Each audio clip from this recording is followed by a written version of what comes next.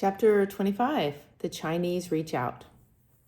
When Prince Henry the Navigator was sending his ships inching down the west coast of Africa on the other side of the planet, Chinese navigators possessed a navy unparalleled in numbers, in skills, and in technology. Their grand fleet had already sailed beyond the China Sea and around the Indian Ocean, reaching down the east coast of Africa to the very tip of the Dark Continent. But while the exploits of Prince Henry's ships were a prologue to seafaring voyages that would discover a whole new world and circumnavigate the globe, the grander Chinese expeditions of the same era were a dead end. They prefaced the catastrophic withdrawal of the Chinese into their own borders, with consequences we still see today. What made the Great Withdrawal of 1433 so dramatic was that the Chinese seafaring outreach had been so spectacular. The hero, whose name became a byword for Chinese seafaring power, the designer and commander of the most remarkable of these wide-ranging ventures, was Chang Ho, the admiral of the Triple Treasure, commonly known as the Three-Jewel Eunuch, perhaps from the three precious elements of Buddhism, the Buddha, the Dharma, and the Sangha, or from the gems he gave as gifts and received as tribute. The fact that Chang Ho was a eunuch, as we shall see, helps explain how he managed to develop these grand adventures and also why they were so abruptly concluded. In the West, castrati are known to history not for their political influence, but mainly for their vocal peculiarities. In addition to removing the power to procreate, the castrating operation retards the deepening of the voice and leaves the eunuch a soprano. From Constantinople, the practice of using eunuchs in choirs. From Constantinople, the practice spread of using eunuchs in choirs. In the 18th century, Handel's operas featured castrati, who then began to dominate the opera scene, sometimes requiring composers to write in parts especially for them. Until the early 19th century, castrati sang in the papal choir in Rome. The Italian practice of castrating boys to prepare them to become adult male sopranos did not end until the reign of Pope Leo XIII in the late 19th century. Religious dogma led some pious men to emasculate themselves to avoid sexual sin or temptation. There be eunuchs, preach the gospel according to St. Matthew 19:12, which have made themselves eunuchs for the kingdom of heaven's sake. He that is able to receive it, let him receive it. The church father Origen, AD 1587 to 254, followed this advice. And after him, there grew up a whole sect who castrated themselves the better to enter the kingdom of heaven. Such a sect persisted into 20th century Russia. Wherever eunuchs have been able to exercise political influence, it has been a symptom both of the secluded position of women and of despotic government. The surgical act that deprived the eunuch of his sexual powers qualified him to be keeper of the couch. Eunuch is from Greek bed watcher. Where the monarch maintained a harem of wives and concubines, only members of his immediate family were permitted to reside within the palace precincts. The eunuchs detailed to attend on the women of the harem, being no menace to the purity of the imperial line or to the chastity of the royal consorts, were an exception. They became a privileged class. Knowledge of the daily habits and personal tastes of the emperors gave eunuchs a peculiar opportunity to anticipate the monarch's whims. In the arbitrary governments of the East, this meant an opportunity to seize power.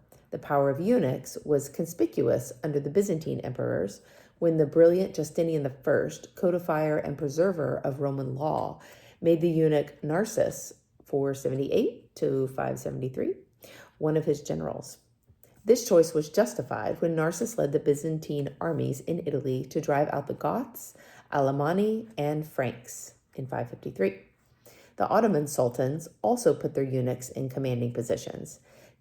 The institutionalized influence of eunuchs over the royal masters became so familiar in Egypt that the term eunuch came to be used for any officer of the court, whether castrated or not.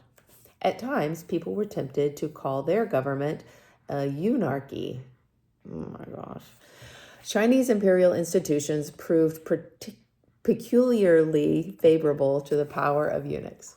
The rigid court etiquette as early as Han times in the reign 126 to 144 of Han Shun Ti confined the emperor to his palace and the palace garden, like that where the heavenly clockwork would be displayed. On the rare occasions when he left those confines, the emperor's advanced men cleared the road of the populace, and he was protected from the public gaze. Even the ministers of state could not converse with him familiarly. They saw him only at formal audiences, when they were expected to address him through their officials, also below the steps, who stood nearer to the emperor's high throne. The term of respectful address to the emperor in Chinese, che hesia, the equivalent for the Western term your majesty, meant from below the steps. By contrast, the favored imperial eunuchs living inside the palace had daily converse with the emperor. Ministers of state could only offer formal reports and written memorials, but the eunuchs could whisper in the emperor's ear. If the emperor had grown up outside the palace and came to the throne only as an adult, the eunuchs were less likely to exert political power. But again and again in later Chinese history, the heir, born in the palace, grew up under constant tutelage of the eunuchs. When such an emperor, still a child, succeeded to the throne, the imperial eunuchs would control the child emperor's decisions or those of the empress regent. These eunuchs, who first became influential under the late Han emperors, were usually drawn from the lowest levels of society. Having no future outside the palace, they had no reason not to merit their reputation for being mercenary and unscrupulous. They collected bribes, distributed honors, and meted out the punishments of the torture chamber. But gradually, a new scholarly class, disciples and interpreters of Confucius, also recruited from the poorer classes, became organized into a civil service. The lines between the pro and anti-eunuch forces were now clearly drawn. The scholar bureaucrats feared, envied, and despised the eunuchs who excelled them in power, even without being able to recite a single passage from the Confucian classics. The military class, led by generals who had risen by their competence, had reasons of their own to feel contempt for these effeminate imperial confidants of the bedchamber who had never fought a battle. The scholars and the generals somehow never managed to combine against those advisors who lived where adversaries could not penetrate. One of these strategically placed eunuchs was Chang Ho. For reasons that are themselves a part of our story, we know far less about Chang Ho than about Henry the Navigator, Vasco da Gama, Columbus, Vespucci, or Magellan, who were his European counterparts. But we do know that he was born a Muslim. But we know little else except that he probably was a person of low birth who came from the South China province of Yunnan. The setting for Chang Ho's exploits on the sea had been prepared a century earlier, when the last Mongol emperor was driven from Peking by the upstart Chinese Napoleon. Chu Huanchang, the clever son of a poor farm laborer, was born in the eastern province of Anhui, where his whole family died in an epidemic when he was only 17. He entered a Buddhist monastery, but when he was 25, he took off his saffron robes and went out to lead his province against the Mongol intruders. After 13 years of struggle, his forces finally occupied Peking in 1368. Still only 40, he proclaimed himself the first emperor of the new Ming dynasty. While keeping his own capital in Nanking, the southern capital, he sent officials from the north to administer the south and officials from the south to administer the north, hoping in that way to draw the nation together. During his 30-year rule, he managed to consolidate the nation, which had long been split by Mongol domination of the north. The Emperor Chu Wancheng never ceased to resent reference to his lowly origins or his early years as a Buddhist monk. When two unlucky Confucian scholars, in a congratulatory message, made the mistake of using the word birth, sheng, which might have been misconstrued to be a pun for the word monk, sang, they were sentenced to death. No religious crusader, he surrounded himself with Buddhist monks at the same time that he promoted Confucian academies and Confucian rituals. As he grew older, he suspected plots everywhere. It became a capital crime even to petition against any of his policies. And when he thought he noticed a rebellious spirit in Nanking, he executed 15,000 people at one swoop. The person who filled the post of the prime minister, though appointed by the emperor, was usually promoted upward from the bureaucracy. Since the prime ministers had come from outside the palace circle, often having risen from the common people, they reached their position by academic attainments and personal competence. The prime minister thus was a wholesome check on the whims of the emperor and on the influence of the palace clique. But Chu Wancheng consolidated his personal rule by putting an end to the post of prime minister. When he suspected his prime minister of treason, he summarily abolished the post, providing that anyone who dares to petition for its reestablishment will be ordered to perish immediately together with the rest of his family. This inevitably increased the power of the others who had the emperor's ear, who, of course, were the eunuchs. At the same time that this first Ming emperor took steps to lessen the powers of the bureaucracy, he inaugurated other policies which hardened into hatred the suspicions that the regular civil servants had long felt against the eunuchs.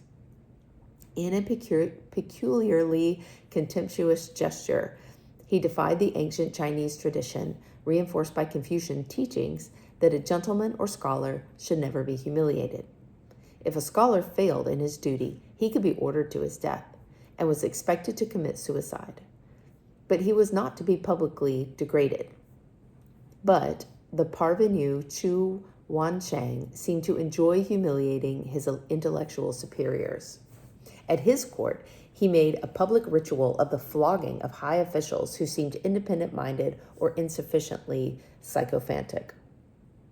All the court were required to be present in their ceremonial robes to watch their colleagues stripped and beaten to death by scores of blows with a wooden rod. The emperor's defenders argued that this practice actually did reduce bribery among the bureaucracy.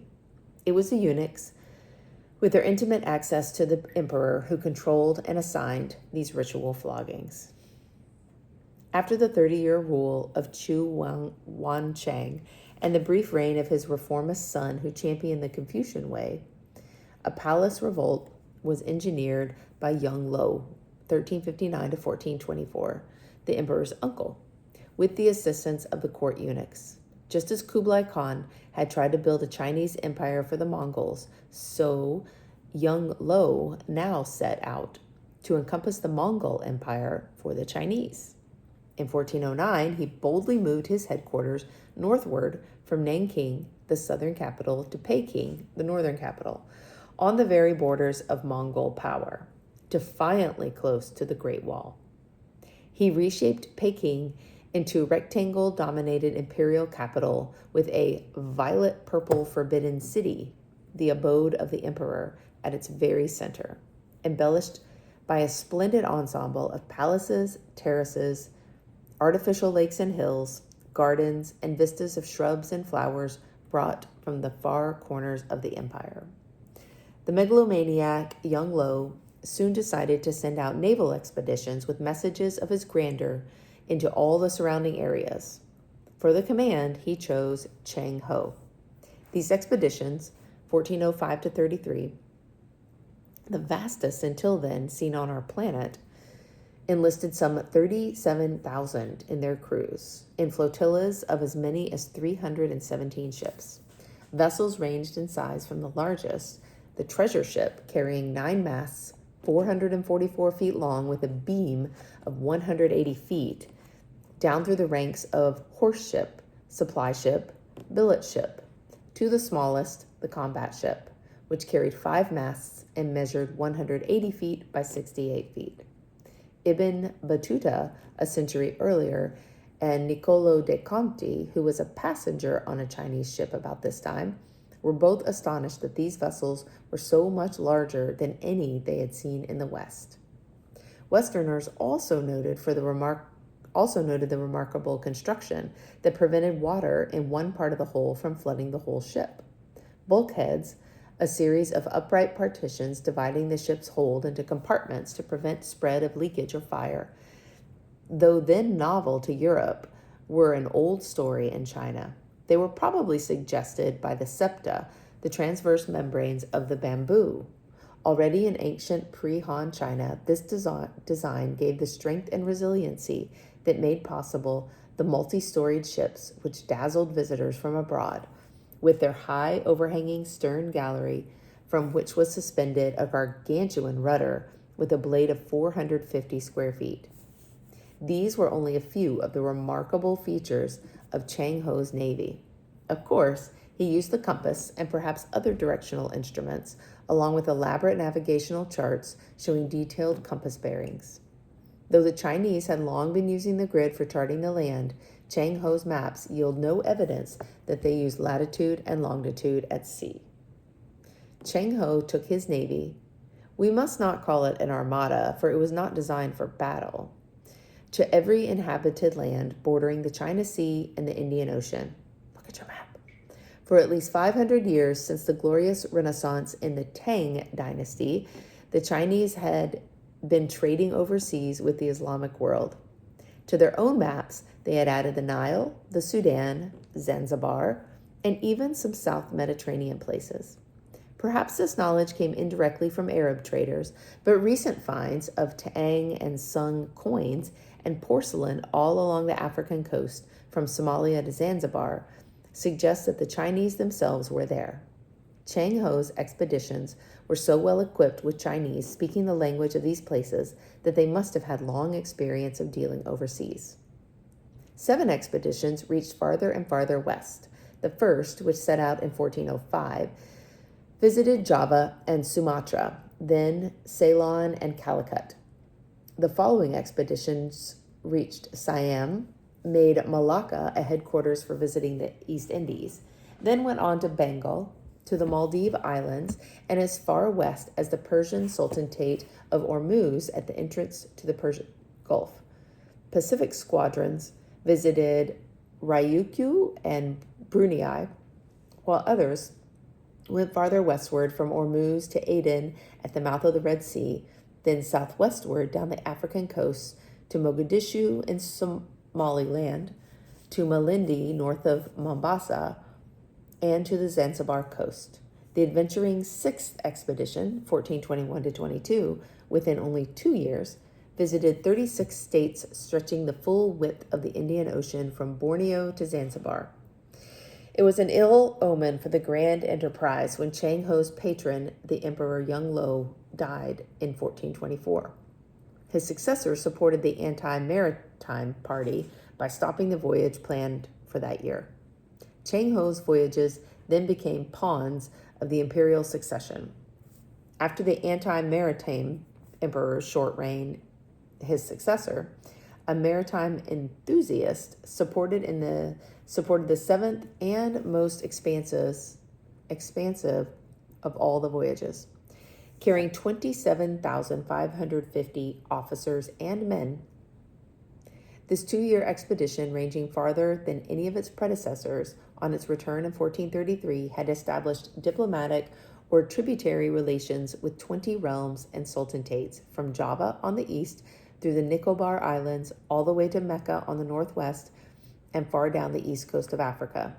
Now these distant peoples, who for 1,000 years had known small Chinese junks in their waters, were overwhelmed by many storied ships, vaster than any seen before, or any that the Portuguese would bring their way. They must have been puzzled that so potent a navy should pretend to have no warlike mission. The purpose of these grand treasure fleets is difficult for the Western mind to grasp. Chang Ho's interests and aims were as far apart as the poles from those of the European fleets of the Age of Discovery. The Portuguese, voyaging down the West African coast and around the Cape to India, hoped to increase their nation's wealth, to secure the staples and the luxuries of the East, and to convert the heathen to Christianity. For his trading goods, as we have seen, Vasco da Gama brought bolts of striped cloth, wash basins, strings of beads, and lumps of sugar, which made the Sumari of Calicut laugh in contempt. The goods the Portuguese extracted included slaves by the thousands, who from Angola alone before the mid-17th century numbered 1.33 million. With ships heavily armed for battle, they were uninhibited in using terror. We have seen how Vasco da Gama cut up the bodies of casually captured traders and fishermen and sent a basketful of their hands, feet, and heads to the Samuri of Calicut simply to persuade him into a quick surrender. Once in power, the Portuguese governed their India in the same spirit. When Viceroy Almeida was suspicious of a messenger who came under a safe conduct to see him, he tore out the messenger's eyes. Viceroy Albuquerque subdued the peoples along the Arabian coast by cutting off the noses of their women and the hands of their men. Portuguese ships sailing into remote harbors for the first time would display the corpses of recent captives hanging from the yardarms to show that they meant business. Chang Ho's navy came from another world. The purpose of his vast, costly, and far-ranging expeditions was not to collect treasure or trade or convert or conquer or gather scientific information. Few naval expeditions in recent history have had any other purpose. Chinese chroniclers repeated the report that Chang Ho was first sent out to track down Emperor Yonglou's nephew, whose throne Yonglou had usurped, who had fled from Nanking and was said to be wandering abroad. But other, larger motives developed as the expeditions proceeded. The voyages became an institution in themselves, designed to display the splendor and power of the new Ming dynasty.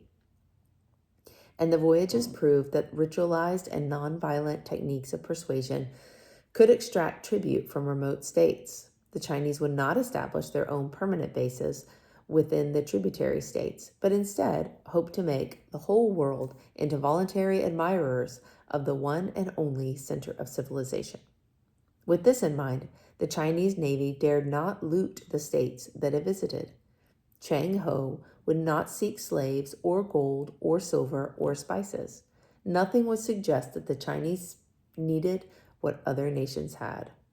While peoples of Asia would be struck by the Portuguese power to seize, the Chinese would impress by their power to give.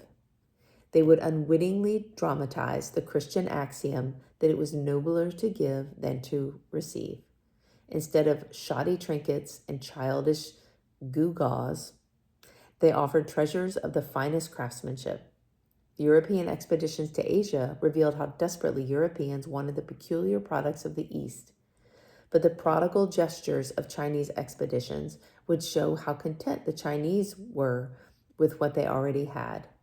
This tribute system, which then dominated Chinese relations with other Asian states, was bafflingly different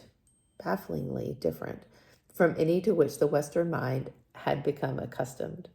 A state bringing tribute to China was not submitting to a conqueror. Rather, it was acknowledging that China, by definition the only truly civilized state, was beyond the need for assistance. Tributes, therefore, were less economic than symbolic. A tributary state declared its willingness to enjoy the benevolence of Chinese culture, and in return, China demonstrated the generosity and abundance of the Central Kingdom. No wonder the Chinese found it hard to imagine a community of sovereign nations. Only China was truly sovereign, for only China was worthy of sovereignty. The corrosive consequences of this frame of mind persisted into the 20th century. During the days of Chang Ho, the Chinese practiced what they preached, with costly consequences. The lopsided logic of the tributary system required China to pay out more than China received. Every new tributary state worsened the imbalance of Chinese trade. The accidents of history that cast Chinese public relations in this curious frame help explain why Chinese communication with the outside world was stultified for centuries to come. Meanwhile, the tributary system became a blind for the burgeoning commercial demands of other nations. Foreign sovereigns were not reticent to receive gifts from the Chinese emperor, which were really bribes to encourage them to give peacefully what might have been taken violently. The Chinese government became the cat's paw for foreign powers. Over the centuries, the weakening Chinese government continued to receive foreign traders in the flattering guise of tributaries. But in the time of Chang Ho, the Chinese emperor managed, at least for a while, to give substance to his assertion that the central kingdom needed nothing from anybody and had nothing to learn from anybody. Just as the Chinese were not traders or conquerors, so they were not crusaders. The Portuguese brought to Asia a peculiarly Western intolerance, along with a ruthless determination to convert the heathen. Muslims, Buddhists, Hindus, and heretic Christians became targets of their proselytizing and their persecution. In 1560, when the Portuguese actually established the Holy Inquisition in Goa, they inaugurated a pious reign of terror enforced by the logic of the torture chamber. The Chinese had quite another view of religion, a tradition of live and let live. Tolerance is too weak a word for their complacent pluralism. Chang Ho's forces were not only unwilling to persecute for God's sake, but wherever they went, they actually spent their resources to support whatever religions the people there professed. Visible witness of this generous spirit survives in the town of Gale on the southwestern coast of Ceylon in the Indian Ocean. There, an upright stone slab inscribed in 3 languages, Chinese, Tamil, and Persian, and dated 1409, records a visit by Chang Ho's fleet. The Chinese version is translated as follows. His Imperial Majesty, Emperor of the Great Ming, has dispatched the Grand Eunuchs Chang Ho, Wang Qinglian, and others to set forth his utterances before the Lord Buddha, the world-honored one, as herein follows. Deeply do we revere thee, merciful and honored one, of bright perfection, wide embracing, whose way and virtue passes all understanding, whose law pervades all human relations, and the years of whose great kalpa rival the river sands in number. Thou whose controlling influence ennobles and converts, inspiring acts of love and giving intelligent insight into the nature of this vale of tears. Thou whose mysterious response is limitless. The temples and monasteries of Ceylon's mountainous isle, lying in the southern ocean far, are imbued and enlightened by thy miraculously responsive power. Of late, we have dispatched missions to announce our mandate to foreign nations, and during their journeys over the oceans, they have been favored with the blessing of thy beneficent protection. They have escaped disaster or misfortune, journeying into safety to and fro, ever guided by thy great virtue. Wherefore, according to the rites, we bestow offerings in recompense, and do now reverently present before the Lord Buddha, the world-honored one, oblations of gold and silver, gold-embroidered jeweled banners of variegated silk, incense burners and flower vases, silks of many colors in lining and exterior, lamps and candles, with other gifts, in order to manifest the high honor of the Lord Buddha. May his light shine upon the donors. To prove that Chang Ho's tribute had substance, the inscription then itemizes the presents he offered to the Lord Buddha: 1,000 pieces of gold, 5,000 pieces of silver, 100 rolls of silk, 2,500 caddies, 1 caddy equal 1 1/3 pounds of perfumed oil, and various gilded and lacquered bronze ecclesiastical ornaments. Since this same slab also bore inscriptions in Tamil, the language of South India and Ceylon, and in Persian, historians long assumed that, as on the Rosetta Stone, all versions carried the same message. The surprising facts prove this was only a provincial Western assumption, for the Tamil version, in its turn, used phrases no less extravagant than those lavished on the Lord Buddha to proclaim the Chinese emperor's adoration of the god Tenavari Nayanar, an incarnation of the Hindu god Vishnu. And then, in turn, the Persian version similarly glorified Allah and the Muslim saints. Each of these indiscriminate peons appended a list of the lavish presents for whatever god they named. And all sets of presents were quite the same as those offered to the Lord Buddha. Chang Ho's fleet, bringing this steel with them from China, came well equipped to smother with equally extravagant generosity each of the three competing religions of Ceylon.